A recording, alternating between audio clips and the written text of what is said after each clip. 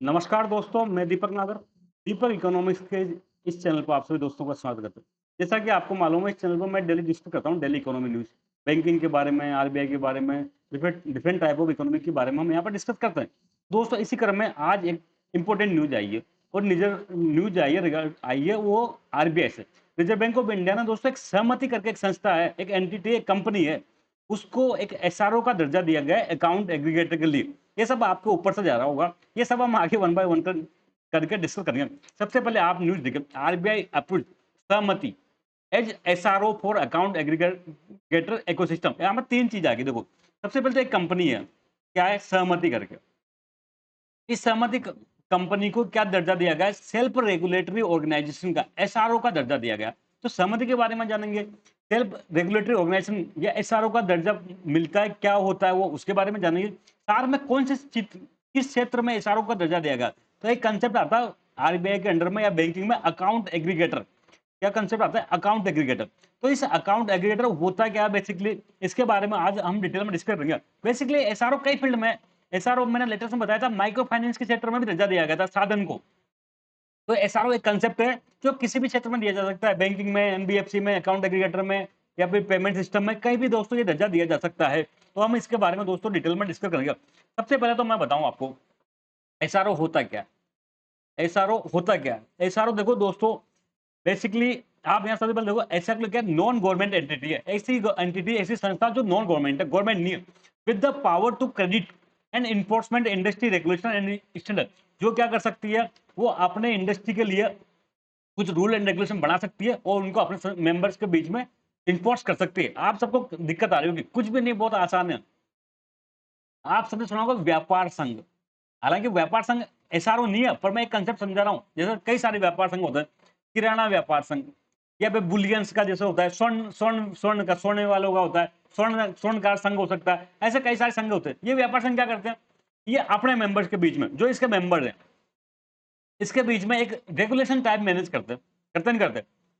आपको ये नहीं करना, आपको वो नहीं करना, ये रूल्स एंड रेगुलेशन बनाते हैं अपने स्तर पर, और उसको अपने मेंबर्स के बीच में इंप्लीमेंट करते हैं। कोई बदमाशी करता है तो उसको ये क्या करते हैं, अपने व्यापार संघ से बात भगा देते हैं। ये करता है तो इससे क्या होता है दोस्तों, गवर्नमेंट का बोझ कम हो जाता है। गवर्नमेंट एक एक, जैसे वो किराना व्यापार संघ, गवर्नमेंट एक एक किराना व्यापार संघ से संपर्क नहीं कर सकती, दिक्कत है। तो गवर्नमेंट क्या करेगी, सीधा व्यापार संघ से टाइप करेगी, और व्यापार संघ फिर क्या करेगा, गवर्नमेंट के बिहाफ पर उन रूल एंड रेगुलेशन को वहां पर लागू कराएगा। ये अपने स्तर पर भी खुद के रूल्स बना सकते हैं, बनाए रखें कई सारे किराना व्यापार संघ में। तो रूल्स एंड रेगुलेशन बेटर के लिए बना रखे हैं। तो ये कंसेप्ट को दोस्तों कहलाता है एसआरओ। तो गवर्नमेंट चाहे तो इसको एसआरओ का दर्जा दे सकती है। एसआरओ मिलने से उसको और पावर बढ़ जाएगी। अब ये खुद के रूल्स और बढ़ा सकता है अच्छे से। अभी व्यापार संघ दोस्तों क्या इनफॉर्मल होते हैं, लेकिन फॉर्मल में सपोज को जैसे माइक्रो फाइनेंस के सेक्टर में कई सारी कंपनीज काम कर रही है, कई सारी एनबीएफसी काम कर रही है। अब गवर्नमेंट एक एक एनबीएफसी को पकड़े, उनके लिए रूल एंड रेगुलेशन बनाए। तो ये एनबीएफसी सारी कंपनी, कई सारी कंपनी है, इन कंपनी ने भी क्या कर रखा है, अपना अपना संगठन बना रखा है भाई। हर जितने भी क्षेत्र हैं सबके संगठन तो होते ही होते हैं ना।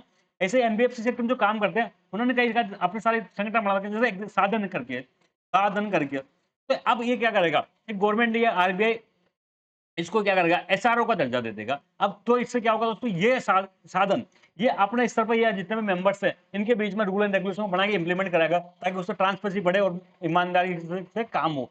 बेसिक कंसेप्ट यही होता है। तो इसी कंसेप्ट की तरफ दोस्तों, ये अकाउंट एग्रीगेटर के लिए क्या किया गया, एसआरओ को दर्जा दिया गया, इसको सहमति को। सबसे पहले हमने समझ लिया, एसआरओ के बारे में समझ लिया दोस्तों। अब सेकंड कंसेप्ट समझेंगे हम दोस्तों, अकाउंट एग्रीगेटर होता क्या।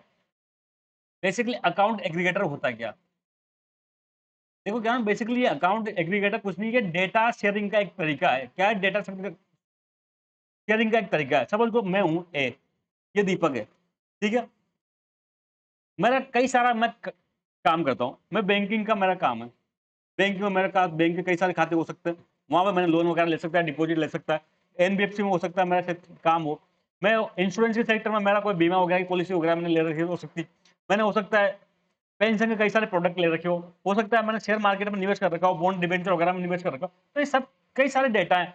अब कई सारे ऐसे संस्थाएं होती है जिनको डेटा चाहिए रहता है दोस्तों, ताकि उसके आधार पर वो अपना बिजनेस कर सके। तो ये आज की डेट में क्या करते हैं, ये चोरी चोरी काम करते हैं। ये सबको पता है आपको, कोई काम रुकता नहीं, आपके पास अपना मोबाइल मैसेज आ जाता है, आता नहीं आता। तो अपने आप ये क्या हो रहा है, ये गलत तरीके से डेटा शेयरिंग हो रहा है। तो गवर्नमेंट ने कहा ये रोकना चाहते हैं। गवर्नमेंट ने चाहा कि भाई एक सिस्टम बना दो, डेटा शेयरिंग हो जाए, जिसको डेटा है उसको डेटा भी मिल जाए, तो एक सिस्टम बनाओ, हमारी बिना परमिशन नहीं ले जाए। तो एक संस्था बनाई, एक कंपनी बनाई, एक एनबीएफसी का अलग से कैटेगरी बना दी, उनको कहा गया एनबीएफसी अकाउंट एग्रीगेटर। ये अकाउंट एग्रीगेटर क्या करेंगे दोस्तों, ये सब जितने भी डेटा है वहां को टाइप करेंगे, सार में ये मुझसे भी टाइप करेंगे कि भाई दीपक जी आप बताओ कौन कौन सा डेटा आप अपना शेयर करना चाहते हो। मैं कह दूंगा साहब मैं तो पेंशन का या इंश्योरेंस का डेटा आप शेयर कर दो, बाकी डेटा मेरा शेयर न करो। अब क्या होगा, ये अकाउंट एडिकेटर के पास सारा डेटा है, मेरे भी रजामंदी है, अब जिसको भी डेटा चाहिए वो इसके पास चल जाए और जो जो चीज की मैंने सहमति दे दी वो डेटा ये आपको दे देगा। तो अब आसान हुआ। तो यही कंसेप्ट कहलाता है दोस्तों account aggregator. Basically account aggregator क्या होता है, कुछ नहीं होता, एक एनबीएफसी होता है अकाउंट एग्रीगेटर, मैं बता दें अकाउंट एग्रीगेटर। तो ये अकाउंट एग्रीगेटर बेसिकली हो गया एनबीएफसी। इसको अलग से दर्जा दे दिया आरबीआई ने, जो कंपनियां जो अकाउंट एग्रीगेटर काम कर रही है उनको एक अलग से नॉन बैंकिंग फाइनेंस कंपनी का दर्जा दिया, इनको कहा गया एनबीएफसी ए। इनका बेसिक काम क्या होता है, तो ये विच enables consent based financial data sharing, very very important line. जो अकाउंट एग्रीगेटर की है वो क्या काम करते हैं, ये consent based financial data sharing करते हैं, ये डेटा शेयर करते हैं फाइनेंशियल, लेकिन कैसे, कंसेंट बेस्ड, बिना मेरी मंजूरी के नहीं, मैं जितना समझ दूंगा उतना डेटा ये शेयर करेंगे। किस किस के बीच में, एक तो होता है फाइनेंशियल इंफॉर्मेशन यूजर, एक होता है फाइनेंशियल इंफॉर्मेशन प्रोवाइडर, जैसा कि इंश्योरेंस के सेक्टर में इल्डा हो सकता है। ये क्या तो क्या रहा है, यहाँ से डेटा आ रहा है और जिसको डेटा चाहिए ये होते हैं एफआईयूज, फाइनेंशियल इंफॉर्मेशन यूजर, जिनको डेटा चाहिए और जो डेटा दे सकते हैं, इन दोनों के बीच में क्या करता है ये consent based financial data sharing करता है। तो इसी के लिए दोस्तों अकाउंट एग्रीगेटर में आरबीआई ने एक संस्था बनाई थी, जो उसका नाम था सहमति।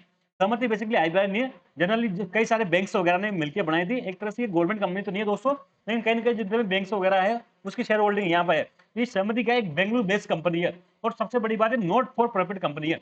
आप सब कंपनी एक्ट के बारे में जानते होंगे, कंपनी एक्ट में एक अलग प्रकार की कंपनी होती है जिनको सेक्शन 8 कंपनी भी कह देते हैं। ये बेसिकली क्या होती है, नॉट फॉर प्रॉफिट काम होती है। इट मीन ये प्रॉफिट के लिए काम नहीं करती, इनको जो प्रॉफिट होता है ना उसका ये किसी को डिविडेंड नहीं देती, ये प्रॉफिट को ये क्या करता है वापस अपने बिजनेस में इन्वेस्ट कर देता है, कुल मिला के किसी शेयर होल्डर को डिविडेंड नहीं देती। तो दोस्तों ये था सहमति। तो इस सहमति को क्या किया गया, अकाउंट एग्रीकल्चर के फील्ड में एक एसआरओ का दर्जा दिया गया। यही पूरी न्यूज है दोस्तों, आई होप आपको समझ में आई होगी। हम जल्द मिलेंगे दोस्तों, तब तक थैंक यू, जय हिंद दोस्तों।